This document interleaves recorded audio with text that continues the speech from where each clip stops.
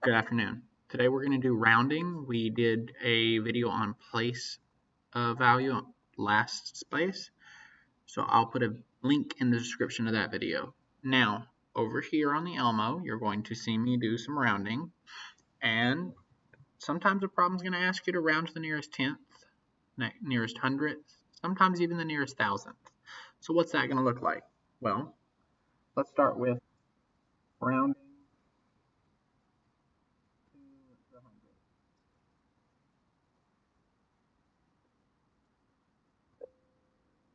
Now, if we're rounding to the hundredth place, what you're going to do, you're going to see a number that looks like this.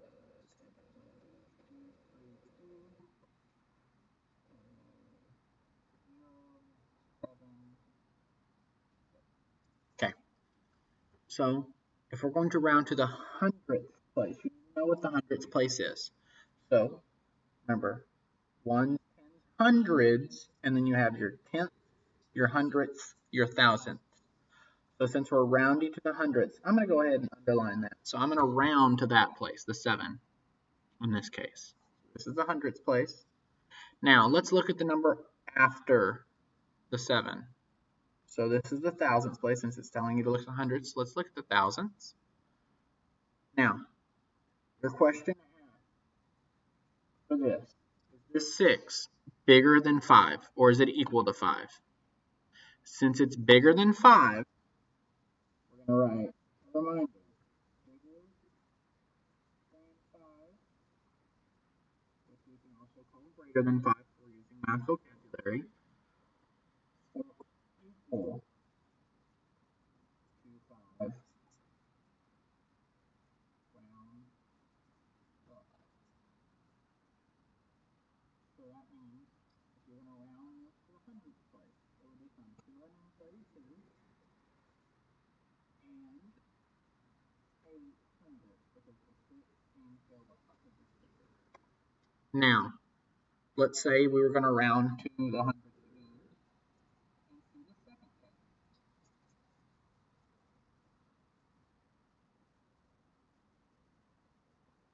Second case is very much like this one. Instead, we'll do 232.073.